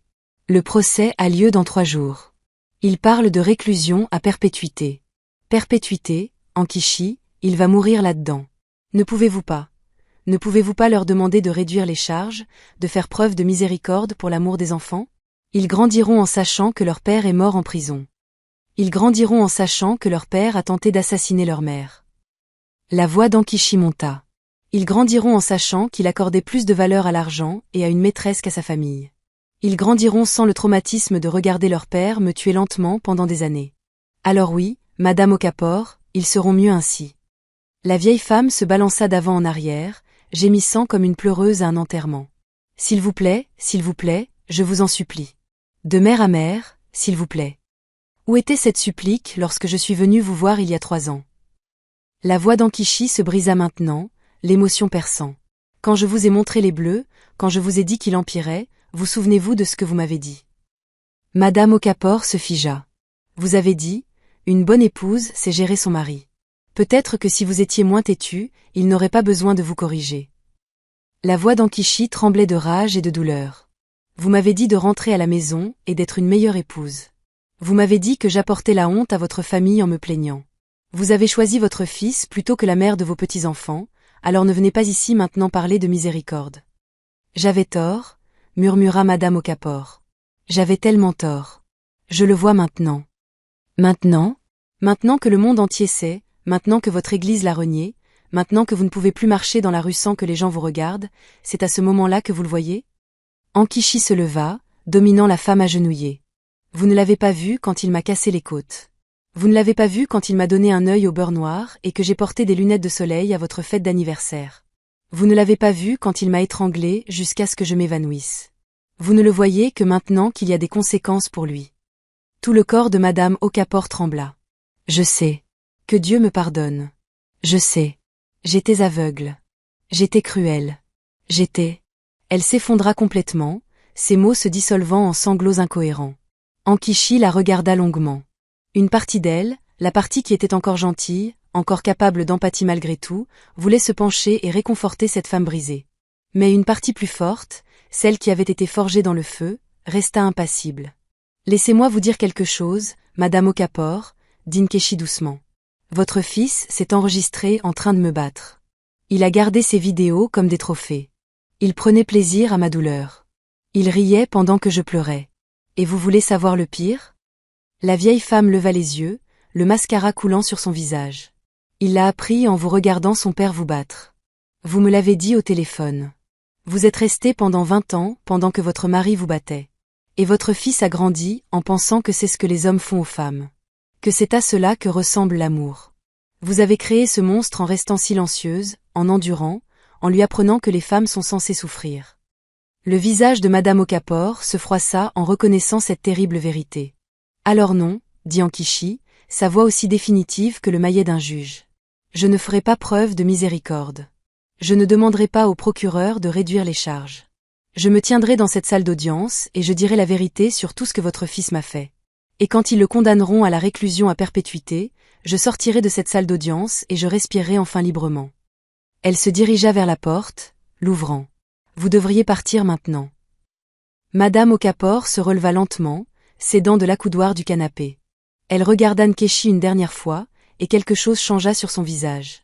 La supplication avait disparu. À sa place, il y avait autre chose. De la compréhension peut-être, ou de la résignation. Vous avez raison, dit-elle doucement. Surtout. J'ai créé ça en restant, en étant silencieuse, en lui apprenant que les femmes sont des sacs de frappe. Elle se dirigea vers la porte, puis fit une pause. Mon mari est mort il y a 2 jours. Crise cardiaque. La honte l'a tué. Et je ne suis pas désolée. Pour la première fois en 40 ans, je ne suis pas désolée que mon mari soit mort. Elle regarda directement les cicatrices de Nkechi. Vous avez fait ce que je n'ai pas pu faire. Vous avez parlé. Vous avez survécu. Vous avez fait en sorte que le monde sache. Et peut-être que si d'autres femmes vous voient, elles parleront aussi avant qu'il ne soit trop tard. Madame Okafor tendit la main comme pour toucher le visage d'Ankishi, puis se retira. J'espère que vous trouverez la paix.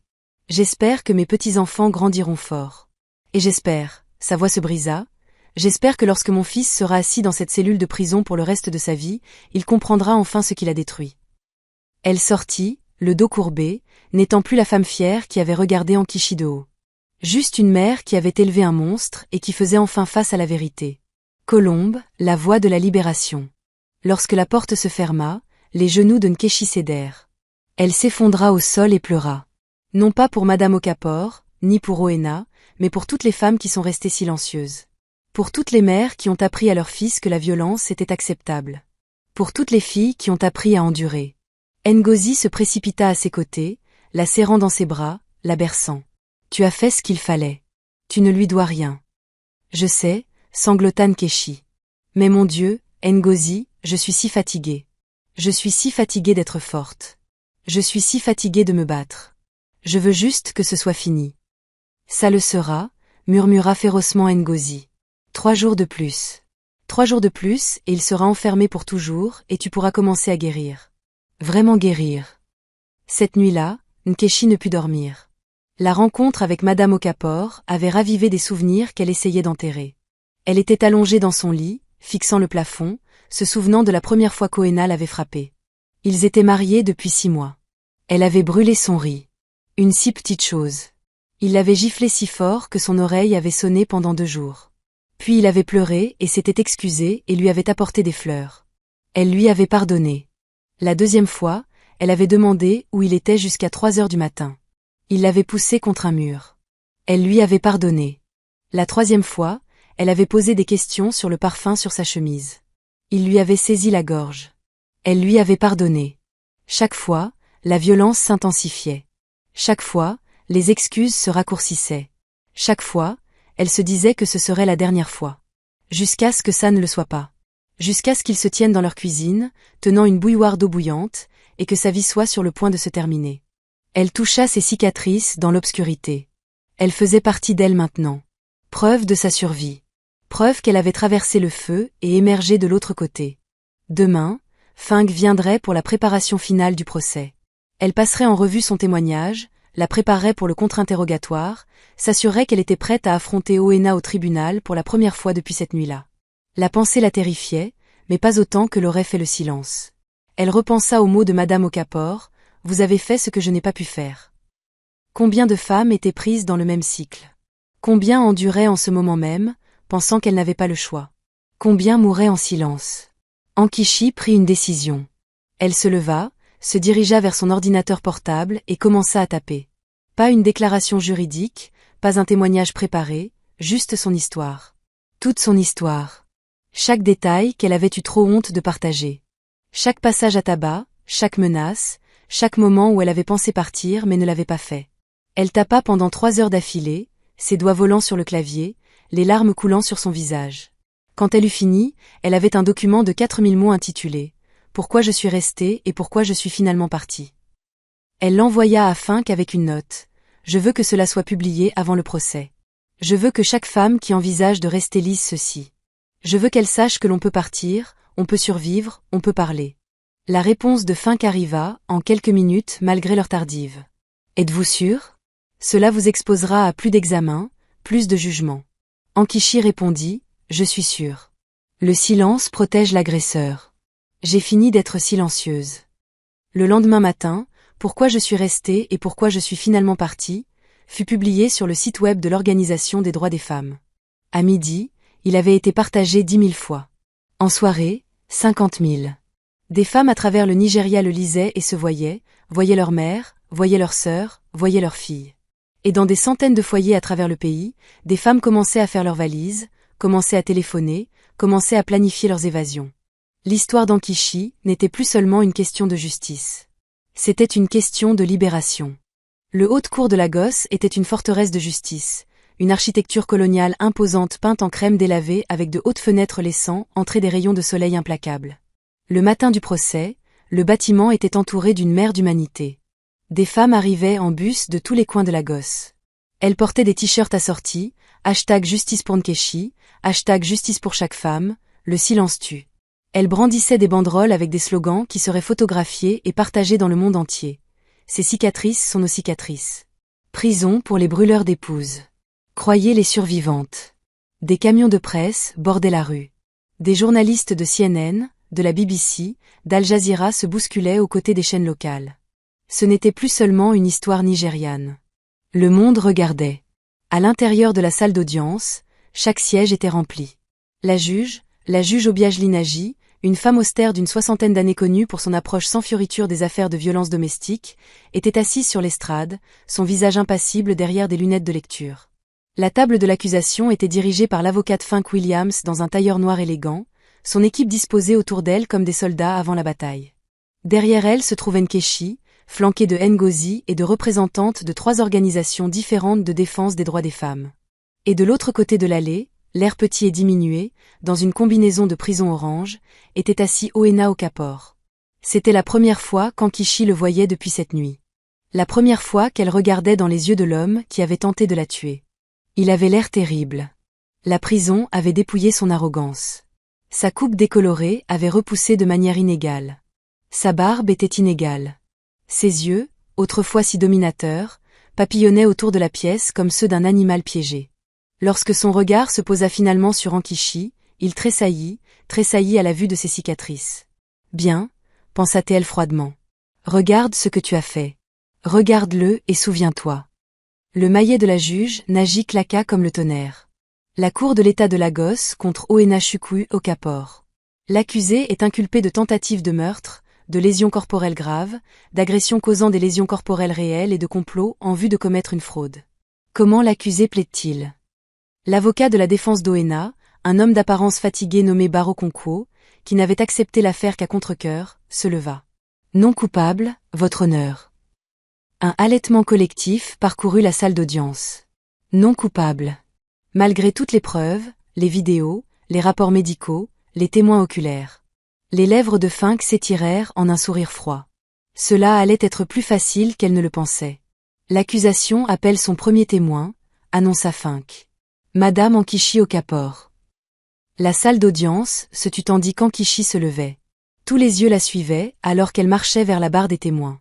Une femme cicatrisée dans un simple pagne bleu et un chemisier blanc, la tête haute malgré les marques permanentes de son traumatisme. Elle posa sa main sur la Bible. Je jure de dire la vérité, toute la vérité et rien que la vérité. Que Dieu me soit en aide. Veuillez indiquer votre nom pour le compte-rendu, commença Fink doucement. Nkechi Blessing Okafor. J'ai 32 ans. Je suis traiteur et je suis l'épouse de l'accusé, elle marqua une pause. Où je l'étais. Je ne suis plus sûre de ce que je suis. Madame Okafor, pouvez-vous dire à la cour ce qui s'est passé dans la nuit du 15 septembre?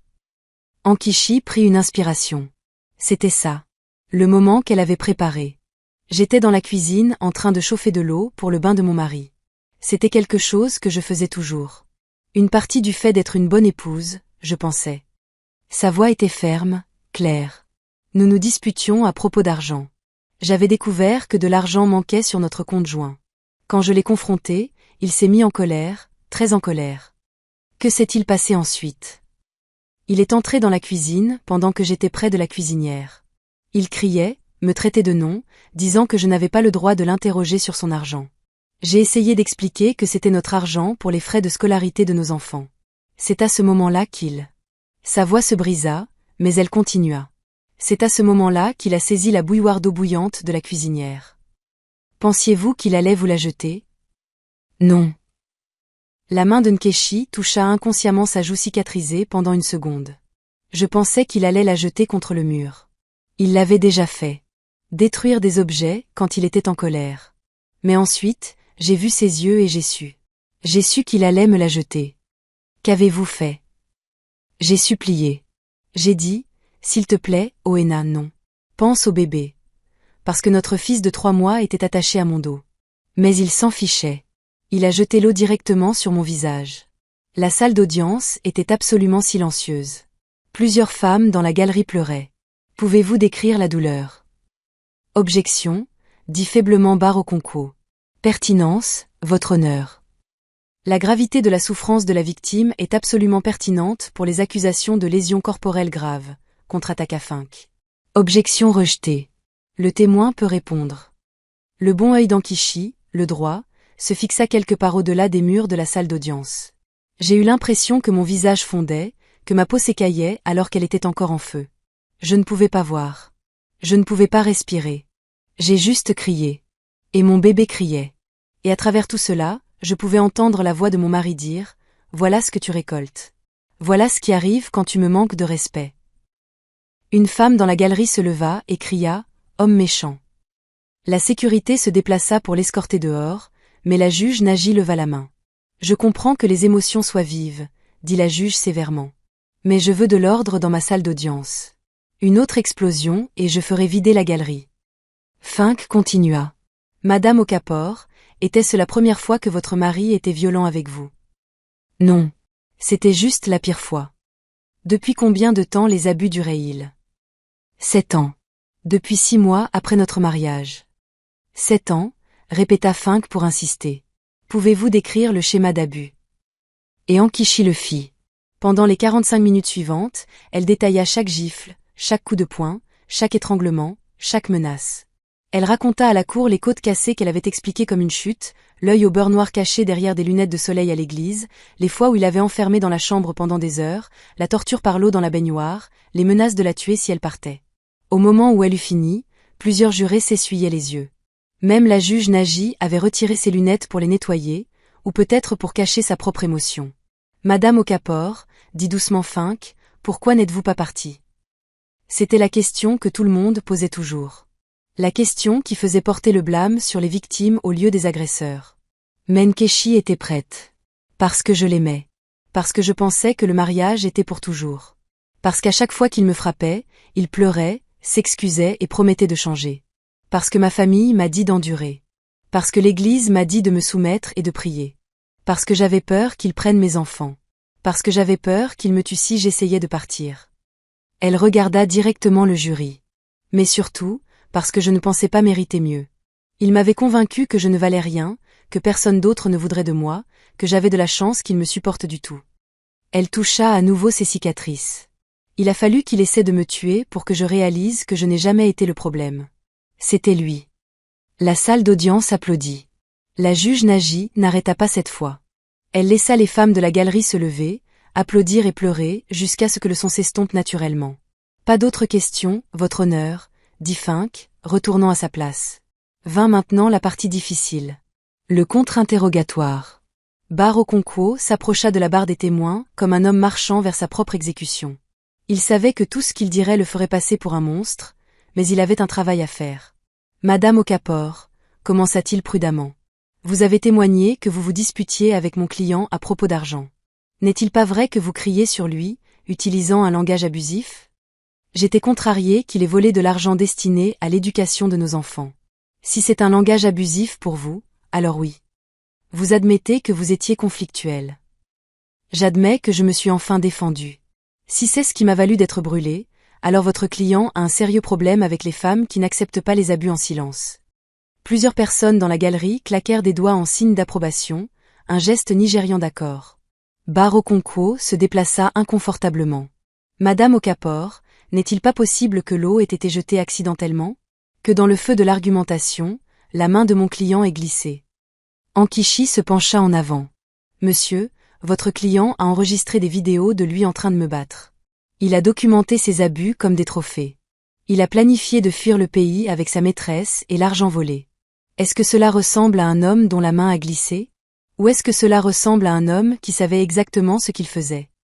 Bar Okonkwo n'eut aucune réponse à cela. Pas d'autres questions, marmonna-t-il, se retirant. Redirection, votre honneur. Fink se leva de nouveau. Procédez.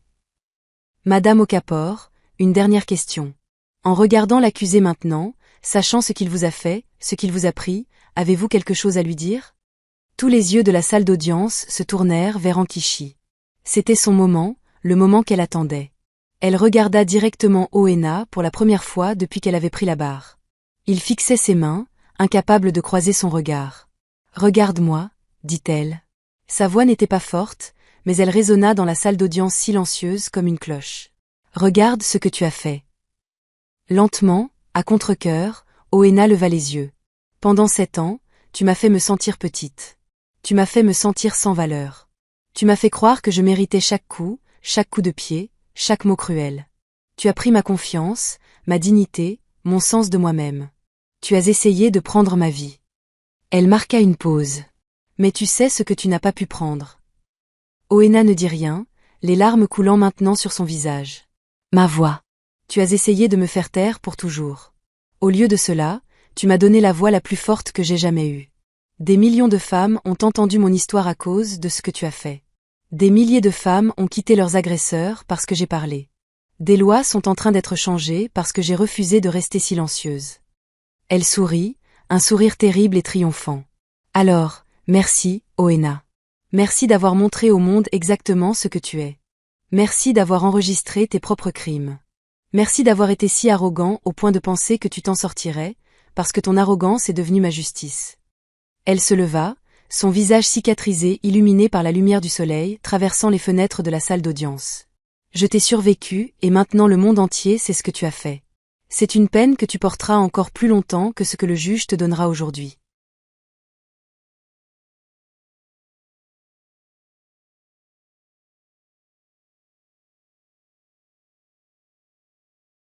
Elle retourna à sa place. La salle d'audience explosa. Applaudissements, larmes, cris d'affirmation. La juge Nagy laissa cela continuer pendant une minute complète avant de rétablir l'ordre. L'accusation appela témoin après témoin. Des voisins qui avaient entendu les cris, des médecins qui avaient traité les brûlures d'Ankichi, des policiers qui avaient arrêté Oena, Madame Effion qui témoigna avoir trouvé Ankichi cette nuit-là, le visage détruit, son bébé en pleurs. Puis vint le témoignage le plus dommageable de tous, Yetinde Bakar. La maîtresse se dirigea vers la barre, l'air petite et honteuse. Elle ne regardait pas Ankichi, ne regardait pas Oena, se contentant de fixer ses mains et de répondre aux questions d'une voix à peine audible. Oui, j'ai eu une liaison avec l'accusé. Oui, nous avions l'intention de quitter le pays ensemble. Oui, il m'a dit qu'il transférait de l'argent sur des comptes que sa femme ignorait. Oui, il m'a appelé le jour de l'agression et a dit qu'il allait gérer la situation. Non, je ne savais pas qu'il voulait dire tentative de meurtre. Sous les questions incessantes de Fink, Yetinde révéla des messages textes, des emails, des relevés bancaires montrant qu'Oena avait effectivement caché près de 3 millions de Naira dans des comptes auxquels lui seul pouvait accéder, de l'argent qui appartenait légalement aux deux époux. Au moment où elle quitta la barre, la défense d'Oena était en lambeaux. Mais le coup de grâce vint des vidéos elles-mêmes. L'accusation les diffusa au tribunal. Chaque enregistrement qu'Oena avait fait de lui-même en train d'abuser d'Ankichi. La salle d'audience regarda avec horreur Oena, à l'écran, frapper sa femme, l'étrangler, lui maintenir la tête sous l'eau, rire pendant qu'elle pleurait, et, dans la vidéo la plus accablante, Oena parlant directement à la caméra. C'est ce que vous faites avec les femmes têtues. Vous les brisez. Lorsque les vidéos se terminèrent, la juge Nagy retira ses lunettes et fixa Oena avec un regard de pur mépris. Monsieur Okafor, vous avez documenté votre propre descente dans la dépravation. Vous avez gardé des preuves de vos crimes comme un tueur en série garde des trophées. J'ai été juge pendant 23 ans, et je n'ai jamais vu une cruauté aussi calculée et soutenue. Sa voix trembla légèrement. Vous me dégoûtez, et je vous promets que ce tribunal ne vous montrera aucune miséricorde. La défense n'avait rien. Barokonko n'appela aucun témoin, ne présenta aucune preuve, se contentant de faire un plaidoyer final bref et tiède sur la précipitation du jugement et la mentalité de foule, qui ne convainquit personne. La plaidoirie finale de Fink, en revanche, fut dévastatrice. Membre du jury, ce n'est pas une affaire compliquée. L'accusé a brûlé le visage de sa femme avec de l'eau bouillante. C'est une tentative de meurtre. Il a documenté des années d'abus. Ce sont des lésions corporelles graves. Il a volé des fonds matrimoniaux et a planifié de fuir avec sa maîtresse. C'est de la fraude et du complot. Il a enregistré ses propres crimes et les a gardés comme des trophées. C'est la conscience de la culpabilité. Chaque chef d'accusation est prouvé au-delà de tout doute raisonnable. Elle marqua une pause, regardant chaque juré à tour de rôle. Mais cette affaire est plus qu'une simple question d'accusation. Il s'agit de chaque femme au Nigeria, en Afrique, dans le monde, qui souffre en silence. Il s'agit d'envoyer un message selon lequel la violence contre les femmes ne sera pas tolérée. Ni dans nos maisons, ni dans nos communautés, ni nulle part. Elle se tourna pour pointer du doigt Oena. Cet homme a essayé d'effacer sa femme. Au lieu de cela, il l'a rendue immortelle. Son histoire sera racontée pendant des générations. Son nom ne restera dans les mémoires que comme un exemple dissuasif. Ce qui se passe lorsque la masculinité toxique rencontre les conséquences. Elle fit face au jury à nouveau. Déclarez-le coupable. Donnez-lui la peine maximale. Montrez à chaque agresseur de ce pays que leur temps est écoulé. Montrez à chaque victime que prendre la parole mène à la justice. Et montrez au monde que le Nigeria est aux côtés des femmes. Le jury délibéra pendant exactement 47 minutes. Quand ils revinrent, la présidente se leva, une femme d'une 50aine d'années, portant un t-shirt #Justice pour chaque femme sous son blazer. Sur l'accusation de tentative de meurtre, nous déclarons l'accusé coupable. Sur l'accusation de lésions corporelles graves, coupable. Sur l'accusation d'agression causant des lésions corporelles réelles, coupable. Sur l'accusation de complot en vue de commettre une fraude, coupable. La tête d'Oena tomba dans ses mains. Son avocat lui tapota l'épaule inutilement. La voix de la juge Nagy résonna comme un jugement divin. Oena Chukwu Okafor, vous avez été reconnu coupable de tous les chefs d'accusation. Je vous condamne par la présente à la réclusion à perpétuité sans possibilité de libération conditionnelle. Vous purgerez votre peine à la prison de haute sécurité de Kirikiri. Que Dieu ait pitié de votre âme, car ce tribunal n'en a aucune. Le maillet tomba. La salle d'audience explosa de joie. Les femmes s'étreignirent en pleurant. Les journalistes se précipitèrent pour déposer leurs articles. Les flashs des appareils photos éclataient comme des éclairs. Nkechi resta parfaitement immobile, les larmes coulant sur son visage, à la fois du côté cicatrisé et du côté intact. C'était fini. Justice avait été rendue. Étincelle épilogue, l'héritage forgé dans le feu. À l'extérieur du palais de justice, Nkechi se tenait sur les marches, face à une forêt de caméras et de microphones. Fink se tenait à ses côtés, protectrice mais permettant à sa cliente de parler. « Je m'appelle Nkechi Okafor, dit-elle au monde. Je suis une survivante de la violence domestique. Je porte les cicatrices de ma survie sur mon visage, mon cou, mon épaule. Ces cicatrices ne guériront jamais complètement. Mais je les porte maintenant, non pas comme des marques de honte, mais comme une preuve. Preuve que je me suis défendue. Preuve que le silence tue. Preuve que prendre la parole sauve des vies. » Elle regarda directement les caméras. À chaque femme qui regarde ceci et qui souffre, vous n'êtes pas seule. Vous n'êtes pas folle. Vous n'exagérez pas. Si l'homme qui prétend vous aimer vous fait du mal, ce n'est pas de l'amour. C'est de l'abus. Et vous méritez mieux. Sa voix se renforça. Partez si vous le pouvez. Parlez si vous le pouvez. Demandez de l'aide si vous en avez besoin. Mais sachez ceci, vous êtes plus forte que vous ne le pensez. Vous pouvez survivre. Vous pouvez reconstruire. Vous pouvez prospérer. Je suis la preuve vivante. Elle leva sa main cicatrisée. Il a essayé de me brûler pour me réduire au silence. Au lieu de cela, il m'a forgé en acier, et maintenant ma voix porte plus loin que ses poings ne l'ont jamais pu. La foule explosa. Les femmes se précipitèrent vers elle. Survivantes, militantes, sympathisantes. Elles entourèrent Nkechi, et pendant un moment, elle disparut dans une mer d'étreinte, de larmes, de douleur et de triomphe partagés. Lorsqu'elle émergea, elle se retrouva face à face avec une jeune femme, peut-être 25 ans, avec des ecchymoses sur les bras que ses manches longues ne cachaient pas tout à fait. « Merci, » murmura la jeune femme. « Je le quitte ce soir à cause de vous. Je pars enfin. » Nkechi la serra dans ses bras. « Tu peux le faire. Et si tu as besoin d'aide, il y a des gens qui t'aideront. Tu n'es pas seule. »« Vous non plus, » dit la jeune femme, puis disparut dans la foule.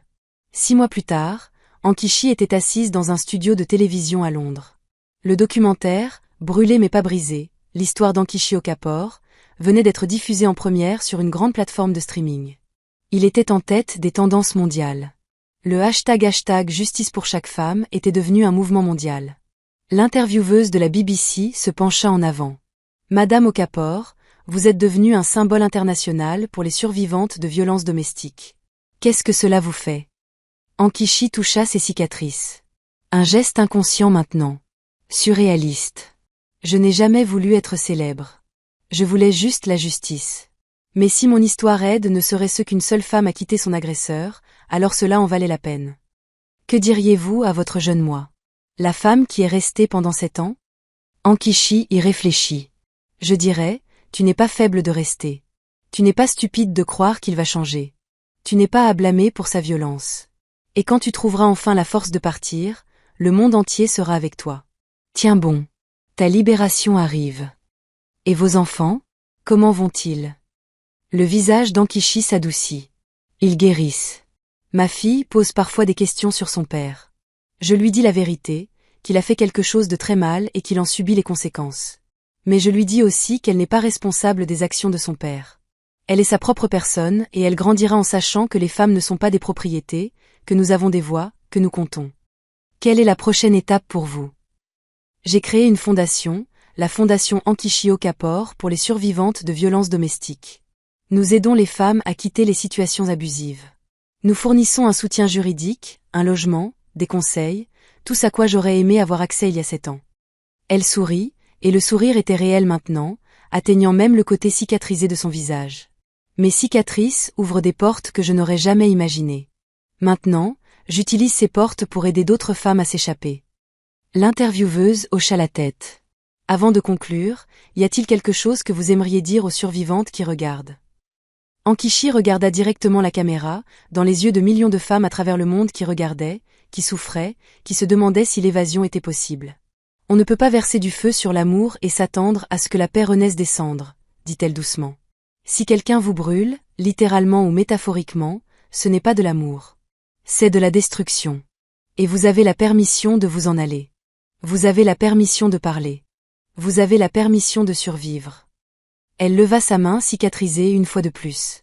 Ces cicatrices racontent mon histoire, mais elles ne définissent pas mon avenir. Je ne suis plus une victime. Je suis une survivante, une guerrière, une voix. Et vous l'êtes aussi. Chacune d'entre vous qui a souffert et est restée silencieuse. Votre voix compte. Votre douleur compte. Votre vie compte. Parlez. Survivez. Prospérez. Le monde écoute maintenant. Épilogue. 3 ans après le procès, Ankichi se tenait devant le Sénat nigérian. Elle avait été invitée à témoigner en faveur d'un nouveau projet de loi sur la violence domestique, qui ferait de l'abus une infraction non passible de libération sous caution, exigerait une peine de prison obligatoire pour les agresseurs reconnus coupables et fournirait un financement gouvernemental pour les services aux survivantes.